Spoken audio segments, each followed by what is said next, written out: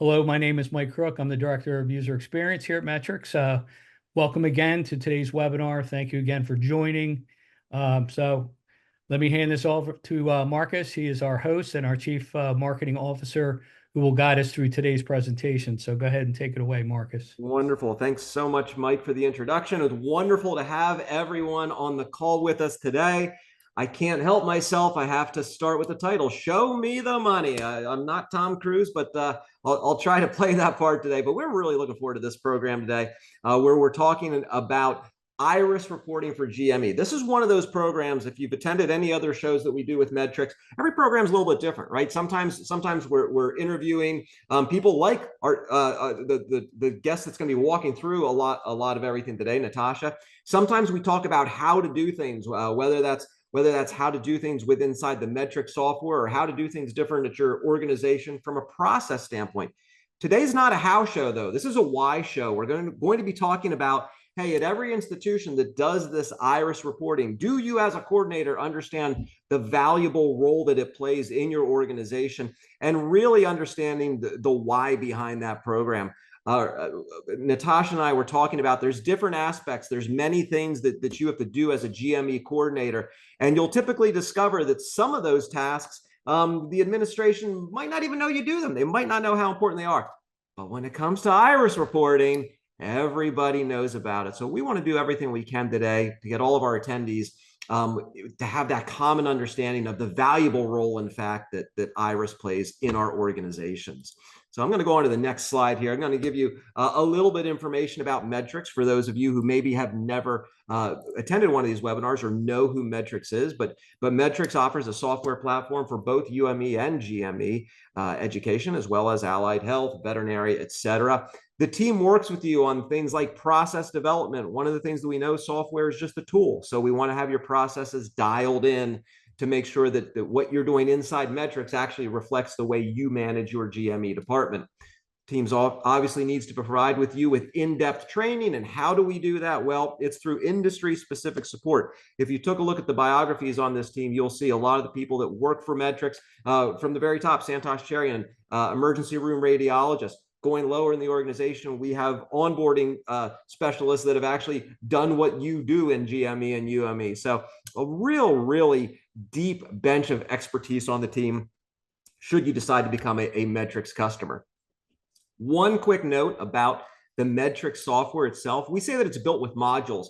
And what can you do inside Metricks? Well, you can do everything that you're seeing inside here. Everything from evaluations and assessments, case logs, all the way up through onboarding benefits. Anything that you're trying to do related to Metricks would be covered by all these modules that you'll see here. But don't worry about that, because we're going to laser focus our eyes right in on this one.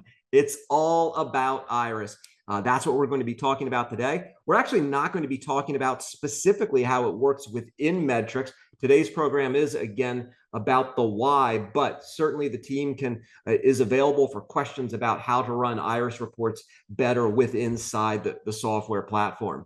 I mentioned Natasha, and it's time for her to turn on that camera and say hi to us. Today's guest is Natasha Brox from GME Admin Insights. At this point, I don't even think to say is, well, we're welcoming her back for the first time or the second time. She's here all the time. But we are thrilled to have Natasha back with us. Natasha is the owner and founder of GME Admin Insights.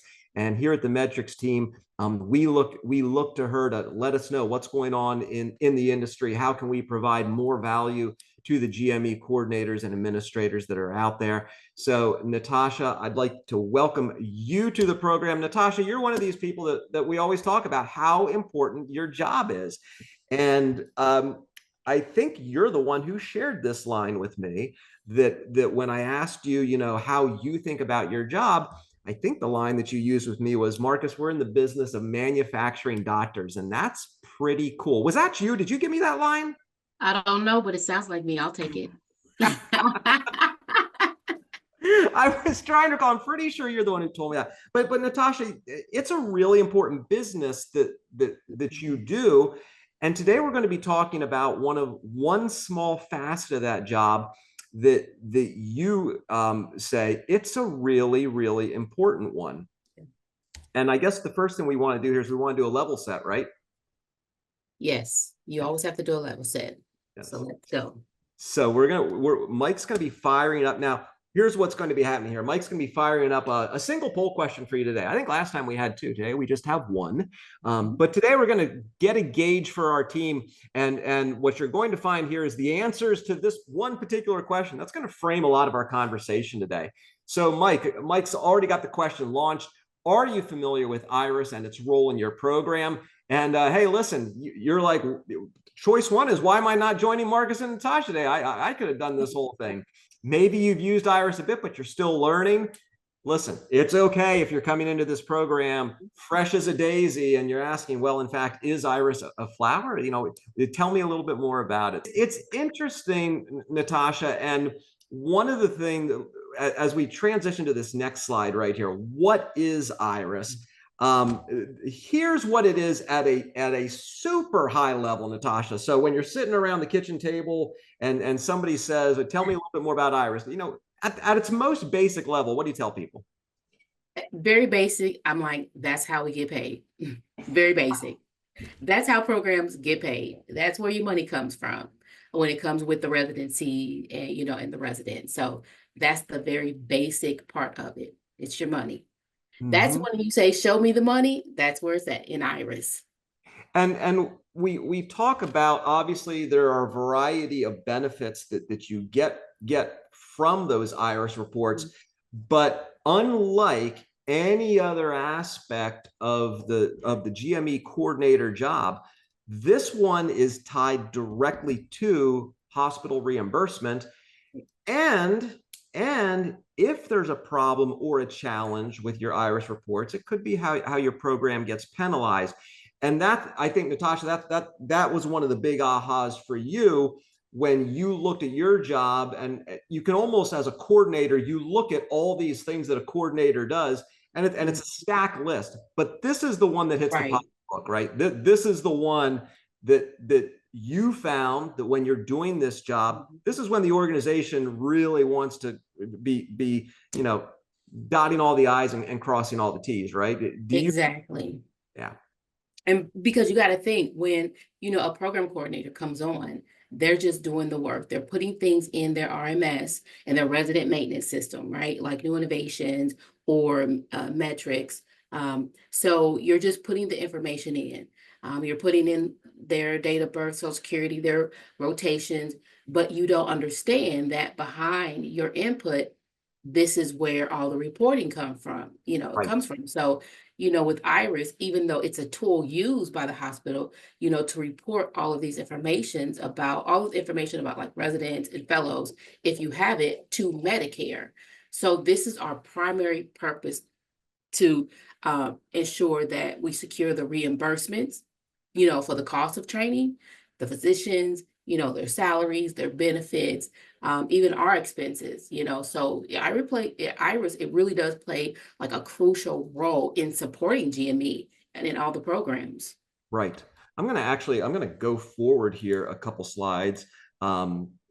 And we'll come back to these. Don't worry, everyone. Natasha and I have a lot of fun with this program. But this is exactly what you're talking about, Natasha. If you are a GME coordinator at a hospital, how do you get paid? Well, you're going to get paid out of that overhead budget.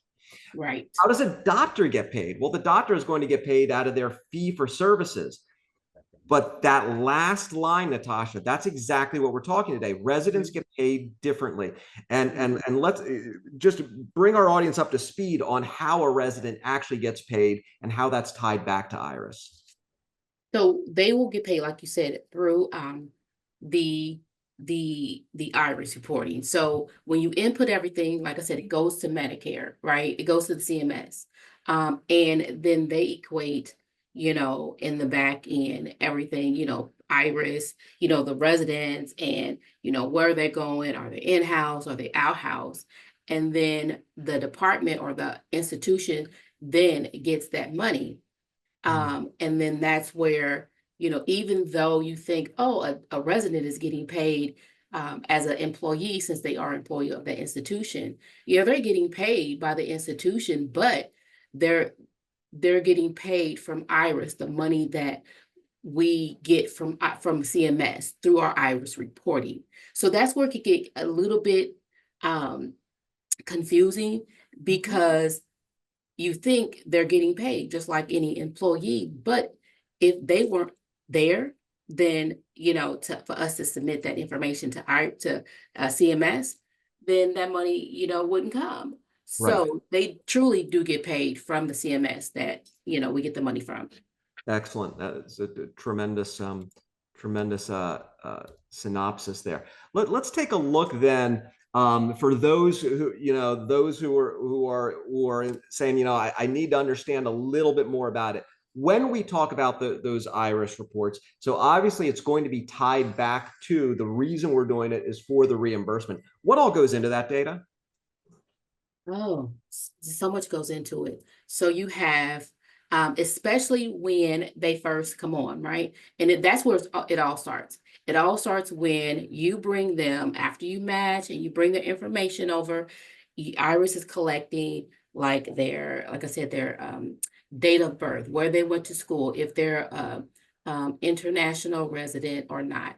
And then it goes into their rotation schedule. Where are they going? Are they going off schedule, off rotation, out of the hospital? Are they staying inside of the hospital? So, it's monitoring the training progress and the rotation schedules of the hospital. It encompasses all of this information. So there's a lot of information that goes in there, and you've already talked to us about the fact that there's reimbursement for residency salaries in there, but the data needs to be accurate, right? If you're trying to get reimbursed for a resident's time, you need to be making sure that time is input properly. So it's one of those scenarios where you may sometimes look at I'll take a perfect example. I see all the time in the Metricks software, attendance reports. Sometimes we care about attendance, sometimes we don't. When we talk about IRIS, there is no sometimes, right? It needs to be absolutely accurate. Exactly. Mm-hmm. Exactly. When you think, Natasha, about some of the things that you've come across from IRIS reports, have you found through the years that because it's tied to reimbursement, do your supervisors, do they have more concerns about IRIS reports? Do you find them paying more attention to this part of your job than others? Does this set off alarm bells when it's IRIS season, or how do you think about it? Especially when you're a program coordinator, right? Mm-hmm. When your manager, your supervisor, your director, like, okay, you need to update this. It could be because there's so many moving parts, right? So when a resident is on one service, but then they're like, oh, I want to be on this. It could be an elective, or it could be, somewhere else. You have to update that within the system. So if you don't update those moving parts, then your director or your manager is like, hey, you have a gap, in your report. You have a gap, and you really don't know what that is, right? Oh. So all you're doing is like, oh, okay, I just need to fix this. But you don't understand why they're asking you, or telling you have a gap, or, this is not completed. That's all the work on the back end that coordinators don't understand. Why are they being asked by their supervisor about different things? And so when you know the back end, because you're doing the front end, then it all meshes. And you're like, oh, okay, that's why. Right. Wonderful. A little bit more on the how side of IRIS, and you know what? We'll get to them today. We've got Natasha on here, and she's an expert. So this program is mainly about why, but we will be talking about some of that how information. Natasha, you sort of broke down, some of the reasons, the impact of accurate IRIS data, and we've actually got separate slides for the first three here. We don't have separate slides for the bottom two, but I think we all understand that the bottom two are super right.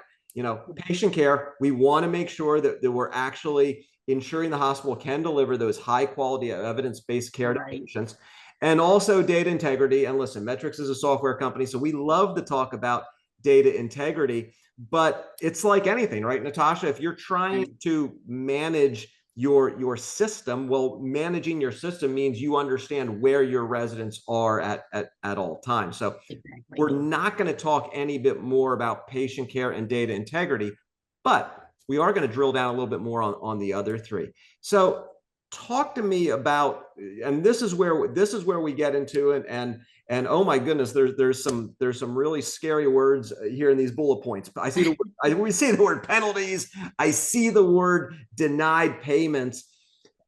Talk to us about compliance, because this is one of those areas that when we talk about GME, it's not really a gray area. So if you're Right. UME and you don't want to track attendance for a class, you don't have to. This is required for compliance, right, Natasha? Mhm. Exactly, it is. It is required, and you have to think about compliance. So if you're sitting down at your computer, you're inputting your information.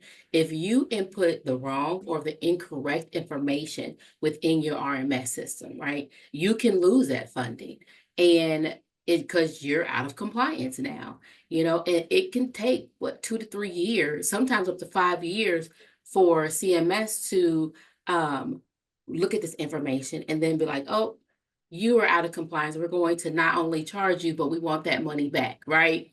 Right. So that's why you have to stay in compliance with your IRA system. So it's very, you need to make sure it's accurate when you are, like I said, it starts when you take in your residence, making sure all of that information is inputted correctly, their schooling, their international student resident certificate number, just every detail is correct in order to stay in the compliance. Mm-hmm.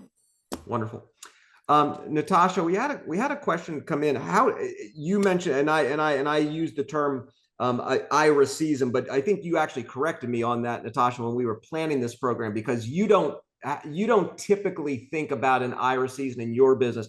But are there times when you're doing different activities as it's related to IRAs, and how does that sort of impact how you go about your job? Yeah, like I said, it all starts in the beginning. So when I think about IRA season, right? So it's the beginning. So when you get your incoming PGY ones, but then it's also throughout the academic year, because when you're putting in those rotations, you're putting in all, 1, 2, and 3. When you're putting in those rotations, you have to make sure they're in correctly. And I know, like, when I use new innovations, I have to put it in like several times in different places, right? So it's daunting. It's a daunting process. And so if they change, they're like, oh, I'm sick, or I'm not going to do this rotation. There's a lot of moving parts. So then you have to make sure to go back in that residence file and move them in the different places to make sure it's still correct with what you're sending over to CMS. Because if they have a rotation that's in-house, but then they move it and have a rotation that's out-house, you can no longer claim them. Right. And so if one part is in-house and one part is out-house, that's a red flag. So that's when your supervisor or manager is going to be like, hey, something's not adding up. You have a gap here, there's a red flag, and then you have to go in and fix it. So all academic year is considered a IRIS season for program coordinators, and half of them, don't even know it. And that's what the poll, suggested. Right. Right.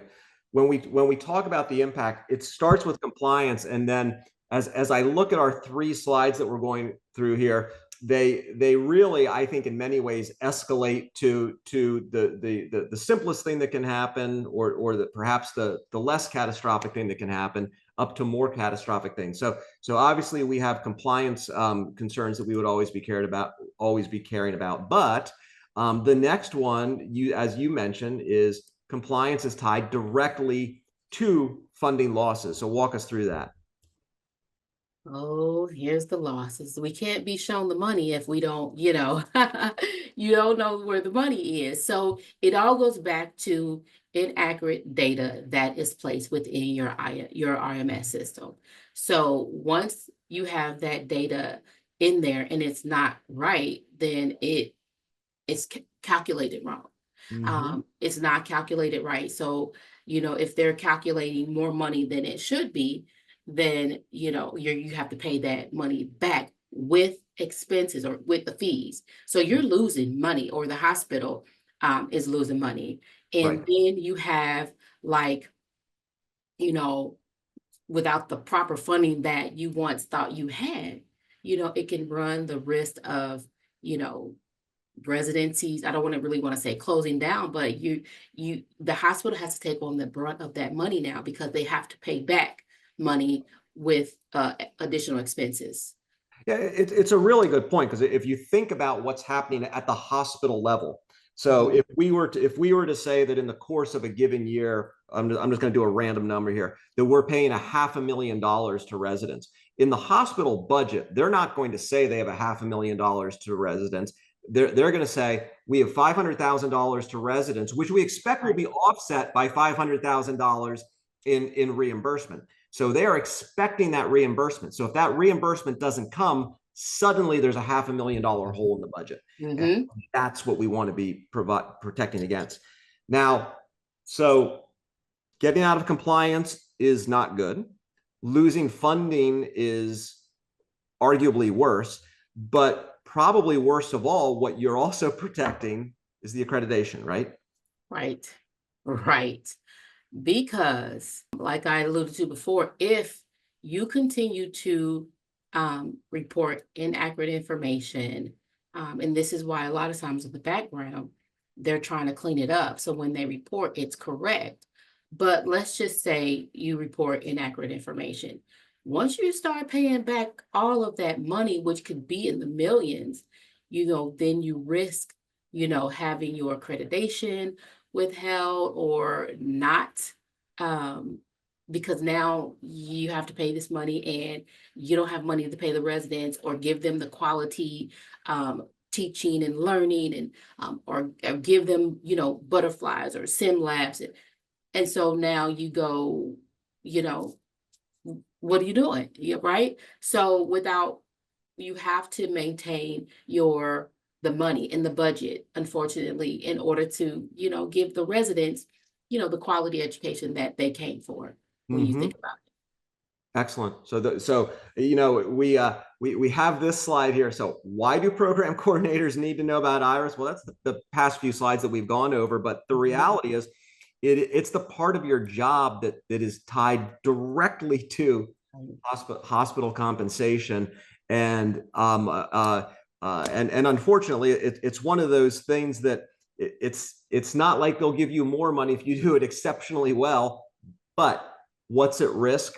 What's at risk are those compliance breaches, as well as the funding, and in an absolute worst case scenario, possibly accreditation as well. So that's the why. Now we got some questions about how, but we do have a slide here on how, because this is exactly what we've gone over the why. This is how you do it. And Natasha, just kind of walk us through those 3 steps, and then we're going to move on to some of these how questions. So how? Okay, so you got to think. Like always, I go back to the beginning, because that is where it all starts, especially for program coordinators. They are the key. They are the crucial key to Irish reporting, right? So the program coordinators, they collect the information and they maintain detailed information on each and every residence. Like I said, it includes their personal data, their training program, the rotations, the schedule, and any relevant information that they need, that comes in with the resident, or they need throughout the years that they're with that program. So with the coordinators, they have to closely monitor and manage these schedules. This ensures that they meet not only the clinical responsibilities, but the education, required for making any adjustments that's needed throughout the year in order to maintain a accurate Irish report. So when coordinators continuously verify all of this information, then it ensures for accurate data, and it meets the eligibility requirements for Medicare, so they can get reimbursed properly, and not having to go back and I'm sorry, I messed up, because every time you submit and this is what I did learn, every time you submit and, and they find something inaccurate, you always get hit with a huge fee. So that fee is taken away from the residents and you, right? And the program. It's taken away. So, it's not balanced when we don't, input the information correctly in the forefront. That's really, really well said. Let's go into let's drill down a little bit on this house stuff. I love some of these foundational questions coming in. So we had a question, what is CMS? Thank you for that question. It's the Centers for Medicare and Medicaid Services. That's who we are getting reimbursed by. Yes. That's where the money's coming from. Now we have a question from Annette in here. Okay, so where do I upload this information? And I'm gonna ask you, Natasha, is that always the same, or is that going to be one of those that it depends on your organization or what software package you have? You mentioned you've worked with New Innovations before.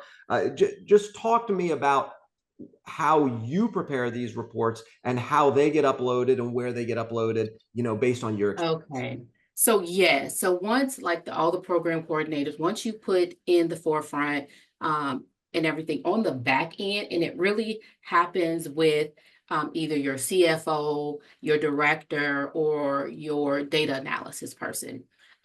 They sit down and they gather each and every resident in your program and where they are, right? And then there's numbers that CMS gives us, like 1, 5, 7, and all of those numbers equal certain things. Then you have your specialty code, if you're emergency medicine, family medicine. So all of that is inputted into this huge spreadsheet, right? Some people use an Excel spreadsheet, some people use a CMS Iris spreadsheet. So, but all of this information is put in, and it tells CMS for John Doe, right? He's a PGY1, out of the 12 months he was at the residency, right? He was inside, say 80%. So they know, okay, I have to pay them 80%, of the funding, and then the other 20% goes here. Because what you don't want to do is say he was here 100%, right? Because that outside program is going to count John Doe. And so then they're going to be like, okay, we have a discrepancy. There's 20% that's not there. So it all happens on the back side of it with different numbers, and that means a whole lot of different things. That's why it's important on the front end to be accurate. So when it goes to the back end and they're really working on the IRS reporting before they submit it, it's correct. Because if not, you're doing a lot of work. It's been weekends of working on the back end, just trying to get everything together in order to submit it so it can be submitted properly. Annette had a follow-up question there, and I think this gets into what you're talking about right now. So Annette's asking about moonlighting hours, and I think it's a great point, because when we talk about reimbursement, it sounds pretty simple, right? If you have this one resident and he's there 100% of the time, 100% reimbursement, that's pretty simple. Anyone on this call could do that math, right? But it is those other areas where if you only have a resident half a time, and your reports, you're trying to claim 3/4 of their time, or you're not capturing the moonlighting that they're doing, that's really where it gets hard, right? It's pretty simple when it's one resident all the time. Talk to me about the different areas where you go, okay, now this is getting messy. So take a resident for me. Is it when they start going to other sites? Is it when it get hard? It really is when they start going to other sites. But I will say that moonlighting is not considered, because it is not actually even considered in the residency, right? So if a resident is moonlighting, you still don't equate those duty hours. So that's on their own time. It has nothing to do with them in training, their resident, nothing. So that's on them, right? So you're thinking about they're only when they're with you training, right? So you have to account for all of those training hours. So it gets complicated. Usually PGY1, it really does it because the majority of the time we like to have them in-house, right? But it gets complicated when, especially if your program does not have all the required specialties, so you have to send them out for training, right? So those training hours outside of your institution, outside of what is their home base, anything outside of that, that is where you have to start shifting the percentage. Like, okay, they're in their home base, 65, or I mean, it goes like 65.5% of the time, because you have to account for vacations, and then don't let them be on LOA, or you just, then it really gets complicated where you have to account for every day, every single day of when they're gone. So anything that is home base is a percentage you can capture without a problem. When they start going outside of the home base and different specialties, electives, that's when it gets complicated, and you have to equate for every day that they're gone. Two more for you, Natasha.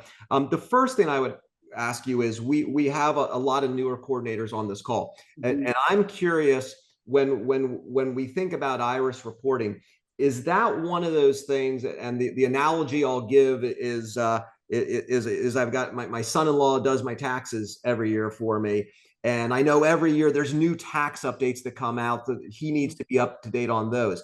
I'm curious, is iris something that changes much? Like, do you find yourself, does it make changes? Do you need to keep up with them? Is that a responsibility of this position? Or is this something you just got to learn how to do really well one time?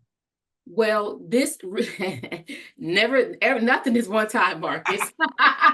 That's fair. That's fair. Nothing is one time. And I mean, as you know, CMS changes every day. Everything changes every year, right? And with the expansion of CMS, now everything has changed again, which is why a lot of programs are expanding.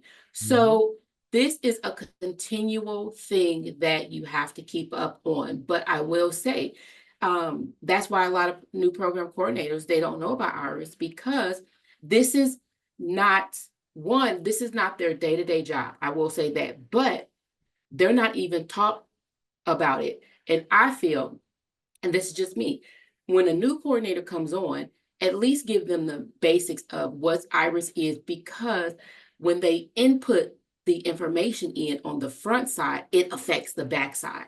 So if they don't know why they need to make sure this information is updated correctly, then they're just going to have a lot of gaps in different places, because they're like, okay, well, it's just their information. No, it's important information that they need to get that money and the back end. So, and really, like I said, new coordinators or coordinators really don't mess with the back end of the money and the iris. Supervisors and managers may start to directors, but they work with the CFOs and any data analysis that they may have on their in their entity. But they most definitely, putting the information in is something that is an iris input, and they don't, and most coordinators probably don't even know that. Right. When you started, one of the things that's always impressed me about your career is you sort of have a spidey sense when you're working on something and say, I don't know enough about this to feel comfortable working on it. You've shared many stories of doing that. In your case, how did you upskill yourself when it comes to iris? You know what? I always want to know why. Why is this? Why is it? I ask so many questions, and when somebody cannot give me the answer to it, I go and I dig for myself. So when it came to iris, when my we had built this new program, emergency medicine program, and I just was making sure I put everything in correctly. But when it gets busy, you miss some rotations, and everybody can attest to this. When it's busy and people are moving, the parts are moving, you can move it one place and then forget, oh, I got to move it here too. Right. So when I start getting, like these gaps, what do you mean I got a gap? No. So I'm like, why is this? Well, I start just asking questions, and when the answers didn't satisfy me, I'm like, yep, let me learn for myself. Let me figure out what's going on, why I need this. And that's where it all started. And I remember going on to New Innovations, they had a iris handbook. And I just started reading and highlighting and reading and highlighting. And I'm like, oh, That's why. That's why this is important. That's why that is important. So a lot of things is just, I want to know why. I want to know the individual detailed pictures, and I want to know the big picture. So Right. let me figure that out. Right. It's super interesting. And you mentioned going to a software provider, because we see that in Metricks all the time. Right. Right. Because we've had to create this complex reporting structure that supports what you need to do for CMS. And so we get a ton of questions on how to do Iris correctly. And so I love that advice to reaching out to your software vendor for help, to help structure those as well. Natasha, what as we wrap up here, when you think about Iris as it relates to your job, is it one of the, to me it almost feels like if I were to start this as a new career as a coordinator, this really is one you want to focus in on, right? Because it's probably the one that if you get wrong, they're going to let you know this, right? Am I saying that appropriately? Well, I mean, they won't go back to you specifically. They'll just, the hospital will come down on, the GME leadership, and then GME leadership, if it's your director, will come to you. So it takes some time to get to the coordinators. Right. That's where that's at. I've seen different, I'm a director now, but when I was I learned it when I was a program coordinator, because I started building programs, right? And I'm like, I'm not getting the answers that I want. So it starts when you're a program coordinator, but the backside of it being a director, I'm like, I'm so thankful I knew this. And it gets complicated from here, but at least that's a roundabout picture. And I was like, I'm thankful that I started this questioning, beforehand. Outstanding. Natasha Brox, thank you so much for joining us today. This has been a blast. I think this is the third one we've done in a row. Always welcome you to come back to the program whenever we can. Thank you so much. I think, Natasha, if people want to learn more from you, where's the best place to get in touch with you? I'm always on LinkedIn. That's where you can find me. Of course, you can go to my website, GME Admin Insights. I'm always putting things out on my website as well. You can DM me, ask me any questions. But yeah, I mean, if I had any parting words, I would always tell people to learn for themselves, read about different things, especially when it pertains to you and your position. Wonderful. I slipped. There's a couple more questions in here that I want to make sure we get to. So this again goes to this dance of who gets credit for a resident. So what if another site does not claim the residents? Not sure if that happens, but just curious. I'm gonna tell you something. Everybody's claiming this residence because that's money. That is the money, right? So you can best believe the finance, maybe each CFO, they're talking to each other, right? Especially like when you send them off site, because if the resident is there, 20%, they want that 20% of income, right? They want that money. And plus you have to think they're spending money bringing the resident on, so especially if they have to pay the faculty, because, sometimes you have this agreement to pay teaching faculty. So if they are spending any type of money, then they want that money back.